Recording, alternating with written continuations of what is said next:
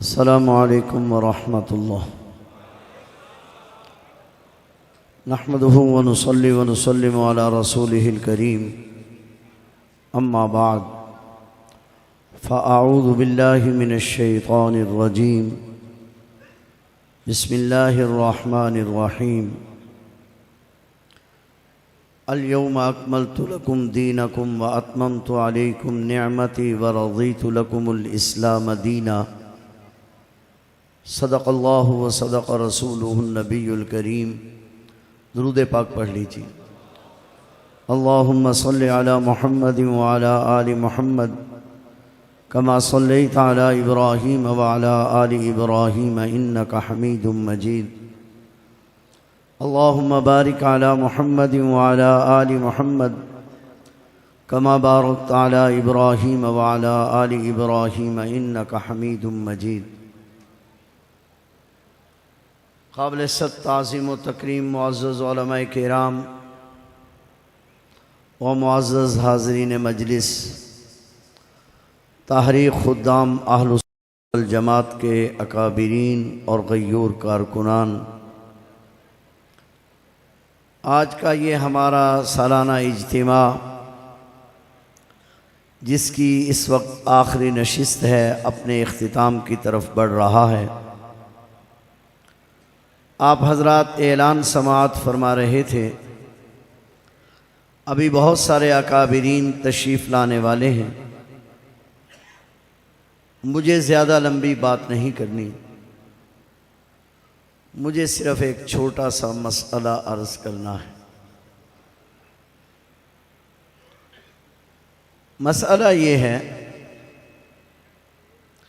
कि हम सहाबाए किराम रिज़वानुल्लाहि ताला अन्हुम अजमाइन पर एतमाद क्यों करते हैं। बहुत तवज्जो से मेरी बात समझेंगे, मैं ज़्यादा वक्त बिल्कुल नहीं लूँगा। मुझसे पहले कई सारे हजरात के खिताब मैंने सुने, बिलखुसूस हमारी जमात के बहुत ही ज़िम्मेदार हज़रत मौलाना अब्दुल जब्बार सल्फ़ी साहिब दामत बरकातुहुम ने यहाँ पर बात छोड़ी थी और मैं वहीं से बात शुरू करूँगा कि हज्जतुल विदा के मौका पर जनाब नबी करीम सल्लल्लाहु अलैहि वसल्लम पर दीन मुकम्मल हो गया और आयत करीमा नाजिल हो गई, अल यौमा अकमलतु लकुम दीनकुम व अतममतु अलैकुम निअमती व रज़ीतु लकुमुल इस्लाम दीना। आज हमने दीन को मुकम्मल कर दिया। ये ऐलान अल्लाह तबारक व तआला की तरफ से हुआ। ये आयत करीमा 9 ज़िलहज्जा को मैदान आरफात में जुमा के दिन में नाजिल हुई। अक्सर मुफस्सिरीन की तहक़ीक़ के मुताबिक ये कुरान करीम की आखिरी आयत थी। आज दीन मुकम्मल होने का अल्लाह की तरफ से ऐलान हो गया। दीन मुकम्मल हुआ है, पूरी तवज्जो मेरी तरफ रहे। दीन मुकम्मल हुआ है नबी करीम सल्लल्लाहु अलैहि वसल्लम की ज़ात अक़दस पर। और नबी आता है इसलिए कि अल्लाह के दीन को उसके बंदों तक पहुँचाए। तो इसी मौका पर इमामुल अंबिया हज़रत मुहम्मदुर रसूलुल्लाह सल्लल्लाहु अलैहि वसल्लम ने पूछा सहाबाए किराम से कि क्या मैंने अल्लाह का दीन तुम तक पहुंचा दिया। वाक़या ये आपने बारहा सुना होगा, बात भी सुनी होगी। सहाबाए किराम ने अर्ज़ की, सिर्फ पहुंचाया नहीं। जी बोलिए ज़रा, सारे बोले। सिर्फ पहुंचाया नहीं, पहुंचाने का हक अदा कर दिया। अल्लाह की तरफ से ऐलान हुआ, फिर बात को दोहराता हूं क्योंकि मैंने सिर्फ एक मसला जिक्र किया। अल्लाह की तरफ से ऐलान हुआ कि मैंने दीन मुकम्मल कर दिया। हुजूर अलैहिस्सलातु वस्सलाम की ड्यूटी थी कि आप अलैहिस्सलाम उम्मत तक पहुंचाते। अगर आप थोड़ा सा पीछे जाएंगे तो इससे जो पहला हज था वो सैयदना अबू बकर सिद्दीक रज़ी अल्लाह ताला अन्हु की इमामत में अदा हुआ। उस हज के मौका पर सैयदना अबू बकर सिद्दीक रज़ी अल्लाह ताला अन्हु ने ऐलान किया कि आइंदा साल हज पर नबी करीम सल्लल्लाहु अलैहि वसल्लम तशरीफ लाए। और हिजरत के बाद आपने ये एक ही हज फरमाया। न सिर्फ ये कि इस हज के मौका पर ऐलान हुआ, बल्कि सीरत निगार और मुअर्रिखीन लिखते हैं कि मदीना मनव्वरा से जो काफिले दुनिया भर में जाते थे तिजारत के लिए, जिन जिन इलाकों में जाते थे, तबलीग के लिए सहाबा किराम जिन इलाकों में गए, वहाँ भी ऐलान किया गया कि हुजूर अलैहिस्सलाम तशरीफ़ ला रहे। चुनाचे दुनिया भर से मुसलमान जो पहुँच सकते थे वहाँ पर पहुँचे। उस मौका पर यह ऐलान हुआ अल्लाह की तरफ से कि हमने दीन को मुकम्मल कर दिया। हुजूर अलैहिस्सलातु वस्सलाम की तरफ से कि मैंने तुम तक दीन पहुँचा दिया। सहाबा किराम ने अर्ज की पहुँचाया नहीं बल्कि अब आप अलैहिस्सलाम ने क्या फरमाया, लियुबल्लिगु शाहिदुल गाइब, लिहाजा अब तुम्हारी जिम्मेदारी है कि इसको आने वाली नस्लों तक पहुंचाना। बस ये एक जुमला मेरी तकरीर। अब तुम्हारी जिम्मेदारी है इसको आने वाली नस्लों तक। ये कुरान करीम जनाब नबी करीम सल्लल्लाहु अलैहि वसल्लम के सीना अक़दस पर उतरा। जिब्राइल अलैहिस्सलाम इसको लेकर आए। उसी की तकमील हुई ना, आज 10 ज़िलहज्जा को उसी की तकमील हुई ना जी। तो अल्लाह तबारक व तआला ने वो कुरान गोया आज मुकम्मल करके हुजूर अलैहिस्सलाम के सुपुर्द किया। लिखा हुआ जी, लिखा हुआ था, बल्कि हुजूर नबी करीम सल्लल्लाहु अलैहि वसल्लम के सीना अक़दस पर उतरा, लिखा हुआ नहीं था। हुजूर अलैहिस्सलातु वस्सलाम ने जो पूछा कि मैंने पहुंचा दिया, लिखा हुआ। कुरान और सुन्नत की सूरत में जो दीन मौजूद था लिखा हुआ था। लिखे बगैर जी बोलो ना जरा, मेरी तकरीर खत्म हो चुकी है, बस सिर्फ एक सवाल और जवाब। लिखा हुआ या बगैर लिखे? नबी करीम सल्लल्लाहु अलैहि वसल्लम तो उम्मी है, आप तो लिखते नहीं हैं। आज कुरान करीम लिखा हुआ मौजूद है और हमारा नजरिया है कि इसका एक एक हर्फ, आयात की तब्दीली तो दूर की बात है, हुरूफ की तब्दीली तो दूर की बात है, जबर जेर की तब्दीली तो दूर की बात है, हम तो कहते हैं इसका लबो लहजा भी महफूज है। यही ख्याल है? जिनका ये ख्याल है जरा हाथ खड़े करें। जज़ाकल्लाह। हुजूर अलैहिस्सलाम लिखना नहीं जानते, अल्लाह ने लिख कर नहीं दिया। हुजूर अलैहिस्सलातु वस्सलाम पर मुकम्मल भी हो गया और सहाबा किराम ने बतलाया कि आपने हम तक पहुंचा भी दिया। अब अल्लाह और उसका रसूल किस पर एतमाद कर रहे हैं? नहीं बोल रहे आप। कुरान करीम जो लिखा, हुजूर अलैहिस्सलाम तो लिखना नहीं जानते, अल्लाह ने लिख कर भेजा नहीं। हमारे पास आज लिखा हुआ महफूज है, तो किस पर एतमाद किया? हुजूर अलैहिस्सलाम ने जो ऐलान किया कि तुम्हारी जिम्मेदारी है इसको आने वाली नस्लों तक पहुंचाना, किस पर एतमाद किया जी? सारे मिलकर बोले। अल्लाह ने सहाबा किराम पर एतमाद किया। जनाबे रसूलुल्लाह सल्लल्लाहु अलैहि वसल्लम ने सहाबा किराम पर एतमाद किया। अल्लाह और उसके रसूल के एतमाद पर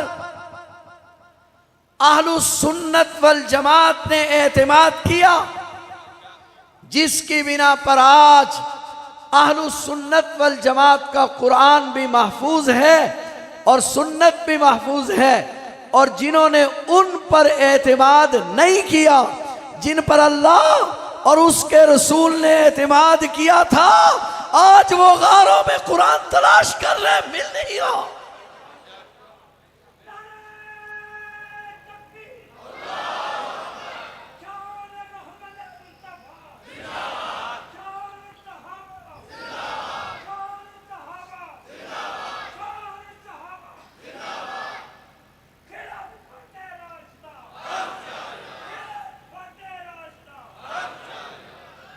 मैं दावत ईमान देना चाहता हूं, मैं दावत देना चाहता हूं। अगर कुरान करीम चाहते हो,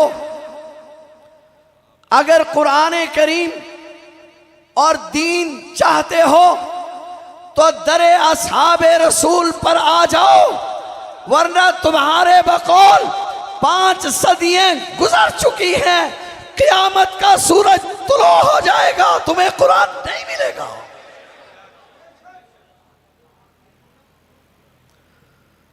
कुरान अगर लेना है तो उन हाथों पर एतमाद करना होगा जिन्हें किरामिम बररा बिअयदी सफरा। कुरान अगर लेना है तो उन सीनों पर एतमाद करना होगा जिन सीनों में नबी करीम सल्लल्लाहु अलैहि वसल्लम से सुनकर महफूज किया गया है। कुरान और सुन्नत को अगर लेना है तो फिर तुम्हें उन सीनों पर एतमाद करना होगा। लिहाजा मैं आप हजरात को मुबारकबाद देता हूं कि आपने उन पर एतमाद किया जिन पर रब ने एतमाद किया। आपने उन पर एतमाद किया जिन पर एतमाद करके अल्लाह के रसूल ने फरमाया आने वाली नस्लों तक पहुंचाना तुम्हारी जिम्मेदारी है। और जिनको ये सआदत नसीब ना हुई उन पर एतमाद करने की, आज वो तलाश कर रहे हैं जी, आज वो तलाश में हैं और कहते हैं कि वो आएगा, जाहिर होगा, छुपा हुआ है। एक बात कह दूं,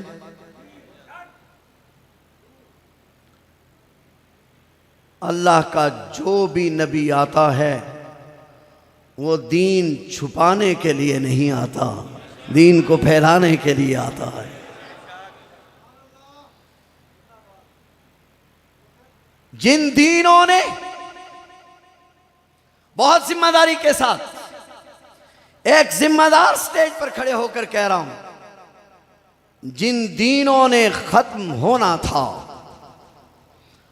मनसूख होना था, वो दीन मनसूख हो चुके।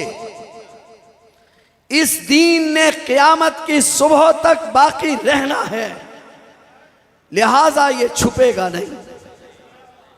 और जो छुपेगा वो दीन हक नहीं होगा। जो छुपेगा वो दीन हक। एक मसला कि हमने सहाबा किराम पर एतमाद क्यों किया? इसलिए कि अल्लाह ने एतमाद किया। जी, अल्लाह के रसूल ने एतमाद किया। एक बात मैं करबो बला के हवाले से करना चाहता हूं, वो भी समझे, एक सवाल का जवाब देना चाहिए। सैयदना अमीर मुआविया रज़ी अल्लाह ताला अन्हु हमारे ईमान का हिस्सा हैं, सहाबी रसूल। सैयदना अली अल मुर्तज़ा खलीफा राशिद वो हमारे ईमान का हिस्सा हैं, सहाबी रसूल हैं, हुजूर अलैहिस्सलाम के बरादर हैं, खलीफा राशिद। एक बेटा अली का है, एक बेटा मुआविया का है। अली के बेटे को हम मान रहे हैं और मुआविया के बेटे का इनकार कर रहे हैं। तवज्जो चाहूं जी, है तवज्जो आपकी? सैयदना अली अल मुर्तज़ा रज़ी अल्लाह ताला अन्हो के बेटे को हम मान रहे हैं और सैयदना अमीर मुआविया रज़ी अल्लाह ताला अन्हो के बेटे को हम, है तवज्जो आपकी? कुछ बात अर्ज की जाए।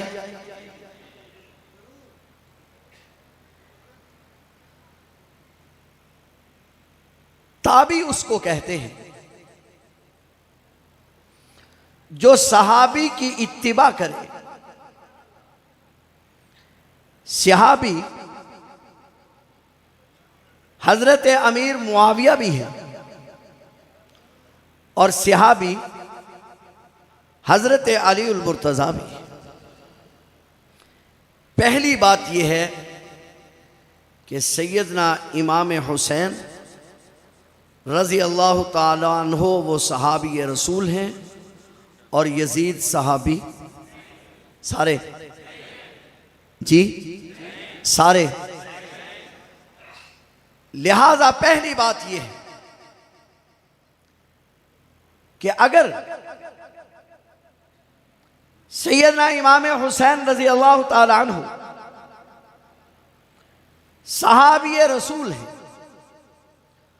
और यजीद फासिक नहीं, यजीद नेक होता, यजीद परहेजगार होता, यजीद तकवे का पहाड़ होता, यजीद जैसे लोगों से ये दुनिया भर दी जाती, फिर भी तकवे का पहाड़ होने के बावजूद भी तकाबुल ना हो सकता, इसलिए कि हजरत इमाम हुसैन सहाबी है और यजीद, बोलिए जरा जी, बोलिए जरा, सहाबी। पहली बात तो यह है कि कोई तकाबुल नहीं है, क्योंकि यजीद अगर नेक और परहेजगार और मुत्तकी भी होता तो तब भी कोई तकाबुल ना होता। नंबर 2,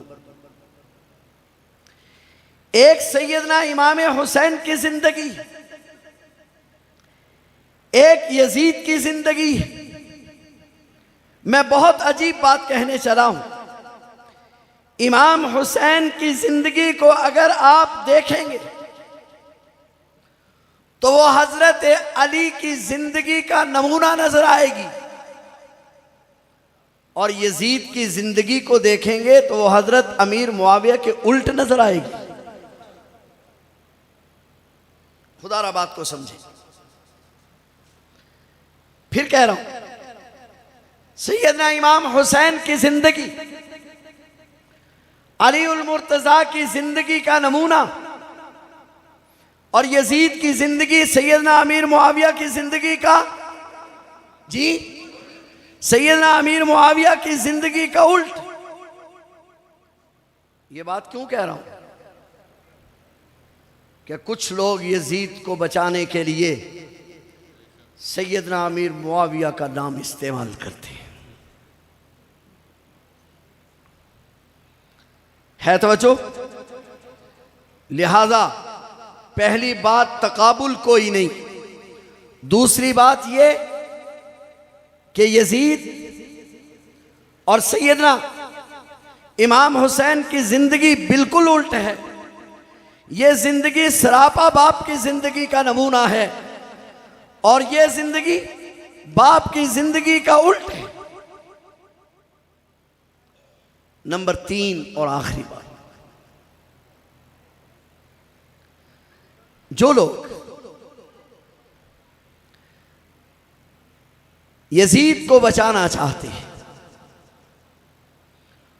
वो असल में सारा मलबा इमाम हुसैन पर डालना चाहते हैं। नाम सिर्फ सैयदना अमीर मुआविया का इस्तेमाल करते हैं। है तवज्जो? और जो लोग सारा मलबा यजीद पर डालना चाहते हैं वो अहले कूफा को बचाना चाहते हैं। हमें ना यजीद से कोई दिलचस्पी है ना अहले कूफा से कोई दिलचस्पी है। हमें दिलचस्पी है सैयदना इमाम हुसैन से, हमें दिलचस्पी है सैयदना अमीर मुआविया से रज़ी अल्लाह ताला अन्हु। अब मैं एक छोटा सा मुकदमा 2-3 मिनट का, सैयदना अली मुर्तज़ा रज़ी अल्लाह ताला अन्हु के ज़माने में दारुल खिलाफा मदीना था। हज़रत अली रज़ी अल्लाह ताला अन्हु इस ख्याल से कि मदीना मुनव्वरा में क़त्ल क़िताल न हो, दारुल खिलाफा मुंतकिल करते हैं कूफा में। फिर हज़रत अली रज़ी अल्लाह ताला अन्हु की शहादत हो जाती है। हज़रत सैयदना इमाम हसन रज़ी अल्लाह ताला अन्हु के हाथ पर शूरा हल्लो आकद बैत कर लेते हैं। पूरी तवज्जो से समझे, 5 मिनट की बात है, सिर्फ 5 मिनट से ज़्यादा नहीं लूँगा, वादा है। शूरा हल्लो आकद बैत कर लेते हैं। अब हज़रत इमाम हसन के सामने 3 सूरतें हैं। एक सूरत यह है कि अहले शाम भी आपकी बैत कर लें और तनाज़ा ख़त्म हो जाए। दूसरी सूरत यह है कि आप लड़ाई करें और अहले शाम पर गालिब आ जाएं।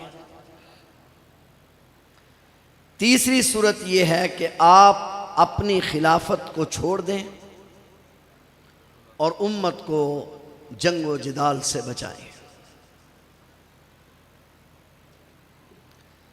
सैयदना इमाम हसन रज़ी अल्लाह ताला अन्हु पहली सूरत के भी कोई इम्कान नहीं, क्योंकि जब अहले शाम ने हज़रत अली के हाथ पर बैत नहीं की तो इमाम हसन के हाथ पर बैत कैसे कर सकते हैं।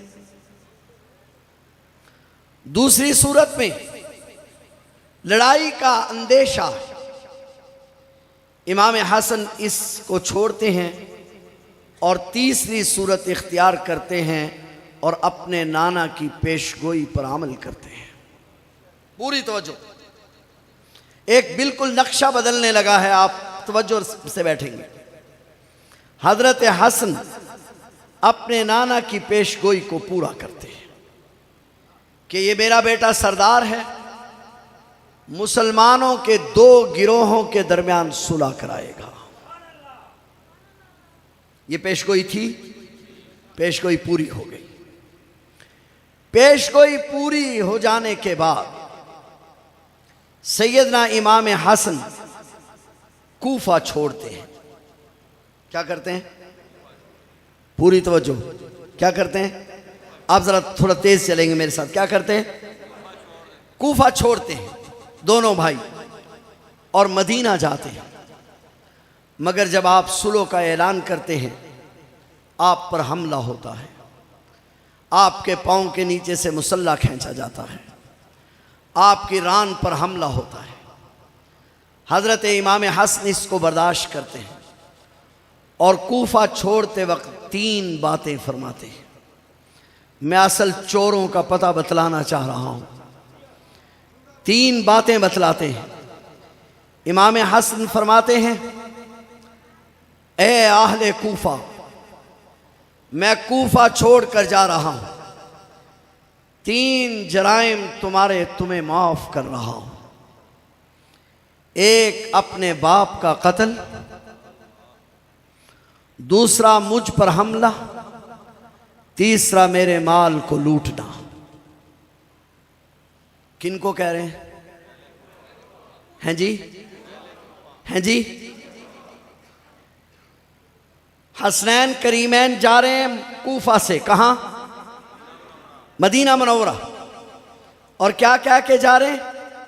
3 जुर्म तुम्हारे माफ कर रहा हूं, मुझ पे हमला करना, मेरा माल लूटना और मेरे बाप को शहीद करना। बात याद रखना।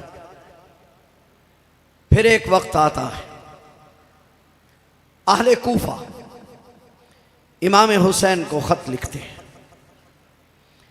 उनके खतों को बुनियाद बनाकर इमाम हुसैन कूफा की तरफ चल पड़ते हैं और बिलाखिर कादसिया के मकाम पर आपको रोक लिया जाता है। वाकया नहीं सुनाना चाह रहा। मैदान करबो बला में इमाम हुसैन खुतबा इरशाद फरमाते हैं और फरमाते हैं, कूफा वालों, ये तुम्हारे खुतूत हैं, तुमने मुझे बुलाया था, तुमने मुस्लिम बिन अकील के हाथ पर बैत की थी और आज तुम ही मुझे बेयारो मददगार छोड़ रहे हो। अल्लाह ताला तुम्हारा बेड़ा गर्क करे। कौन कह रहा है?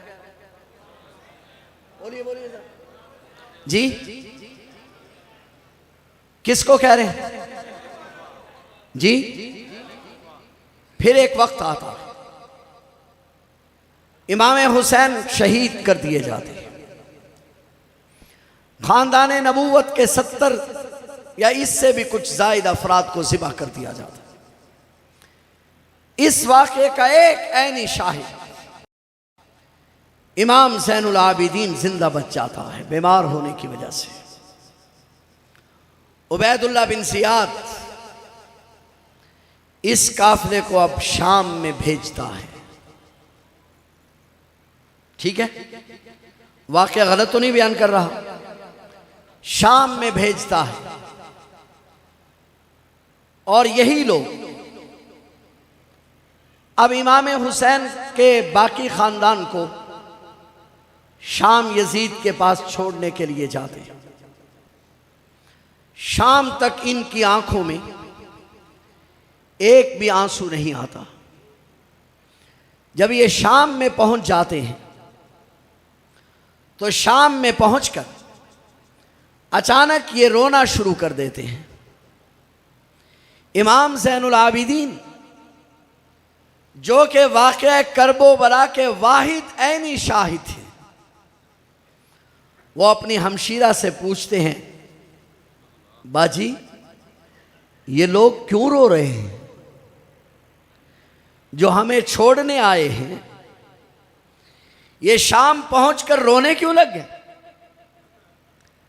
तो हमशीरा मोहतरमा कहती है कि हज़रत हुसैन की शहादत के गम में ये रोने लगे।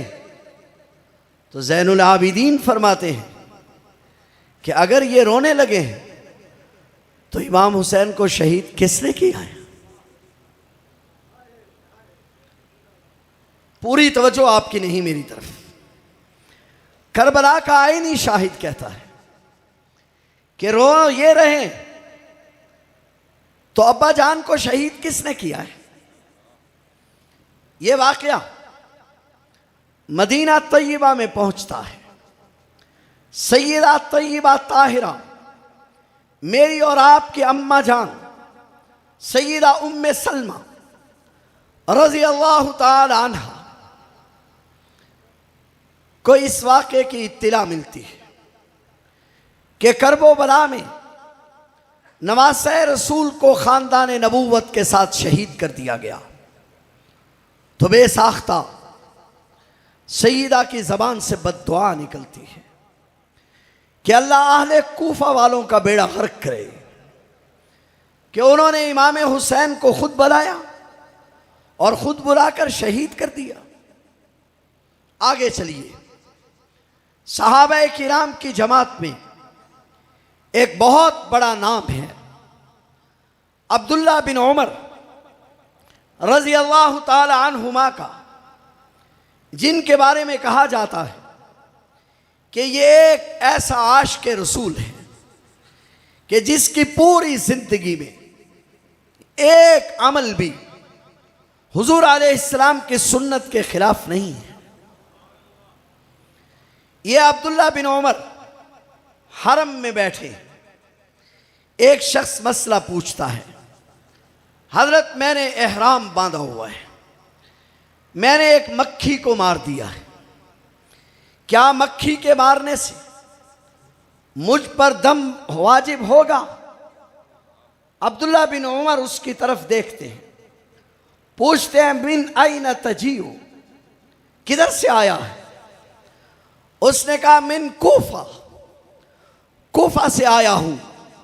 आपने फरमाया तुफ है, तुम आज अहले कूफा मक्खी के मारने का मसला पूछते हो। नवासे रसूल को ज़िबा करते वक्त तुमने मसला क्यों नहीं पूछा था? मेरा सवाल है, उम्मे सलमा कहती हैं कातिल अहले कूफा है, अब्दुल्ला बिन उमर कहते हैं कातिल अहले कूफा हैं, हजरत इमाम हुसैन कहते हैं कातिल अहले कूफा हैं, अब्दुल्ला बिन उमर कहते हैं कातिल अहले कूफा हैं।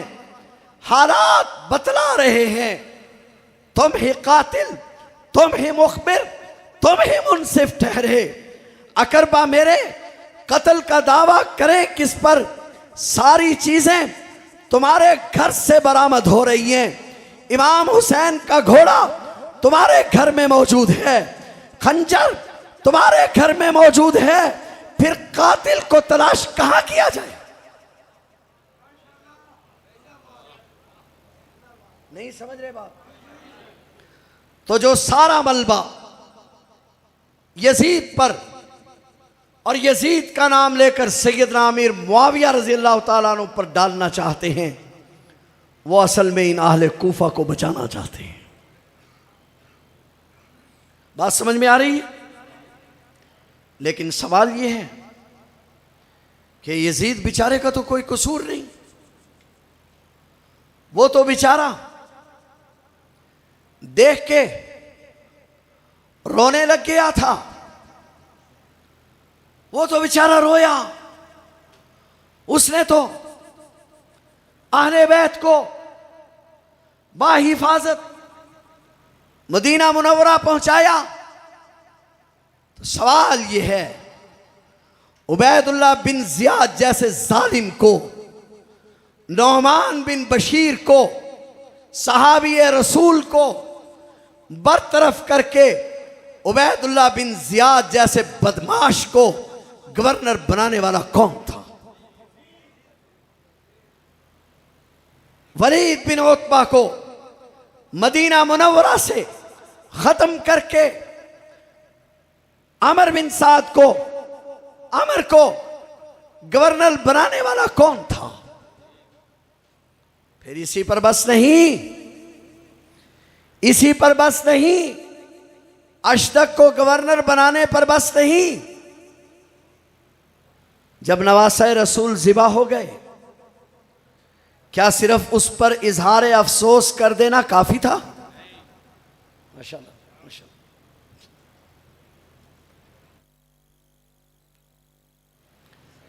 क्या सिर्फ इजहार अफसोस कर देना काफी था? यजीद बेचारे को तो कोई कसूर ही नहीं। इस बेचारे का तो कोई कसूर ही नहीं। वालिद गिरामी सैयदना अमीर मुआविया रज़ी अल्लाह ताला अन्हु ने फरमाया था अहले बैत पे सख्ती ना करना, सख्ती करवाई, इस बेचारे का तो कोई कसूर ही नहीं। नौमान बिन बशीर की जगह गवर्नर तब्दील किया, इस बेचारे का तो कोई कसूर ही नहीं। फिर जब अहले मदीना ने बैत तोड़ दी तो उबैदुल्लाह बिन जियाद को दूसरा ऑर्डर किया कि अब अहले मदीना पे हमला करो। तो उबैदुल्लाह बिन जियाद जैसे बदमाश ने कहा मेरे जिम्मे में सिर्फ अहले बैत का खून काफी है, अब मैं अहले मदीना का खून तुम्हारे हुक्म पर नहीं बहाना चाहता। तो उबैदुल्लाह बिन जियाद को यह ऑर्डर देने वाला कौन था? अब्दुल्लाह बिन जुबैर रजी अल्लाह ताला अन्हु नवासा सिद्दीक़ अकबर के हाथ पर जब मक्का मुकरमा में बैत हो गई तो बैतुल्लाह पर मिंजनीकों से हमला करने वाला कौन था? बैतुल्लाह का गिलाफ किसके दौर में जला? अगर ये कोई जुर्म नहीं है, ये कोई खता नहीं है, लिहाजा इस वाकया के दो मुजरिम हैं। एक वो लोग जिनको इमाम हसन ने कहा तुमने मेरे बाप को शहीद किया था, और याद है, बस आखिरी हवाला, बात को सिर्फ जोड़ना है, मेरी तकरीर खत्म हुई। इमाम हसन ने कूफा से निकलते वक्त कहा तुमने मेरे बाप को शहीद किया, ऐसा ही है? बोलो जरा, जिनका अकीदा जरा हाथ खड़े करें।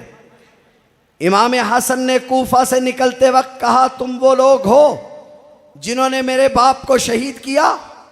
5 अब्दुल्ला जिन्होंने हजरत इमाम हुसैन को मक्का में निकलने से कूफा की तरफ जाने से रोका था, उन 5 ने कहा आप कूफा ना जाएं इसलिए कि अहले कूफा ने आपके वालिद को शहीद किया, आपके भाई के पांव के नीचे से मुसल्ला खींचा, आपके साथ भी यही ज्यादती होगी। ये सब रोकने वाले बतला रहे हैं कि अहले कूफा का किरदार यही है कि इन्होंने नवासा रसूल को बुलाया और बुलाकर बेयारो मददगार छोड़ा। और हज़रत मौलाना अब्दुल वाहिद कुरैशी साहब तशरीफ़ ला चुके हैं, मेरी गुफ्तगू ख़त्म हुई बस एक सवाल के साथ। उबैदुल्लाह बिन जियाद के गवर्नर बनने से पहले मुस्लिम बिन अकील के हाथ पर अहले कूफा ने बैत की थी। किसकी जी?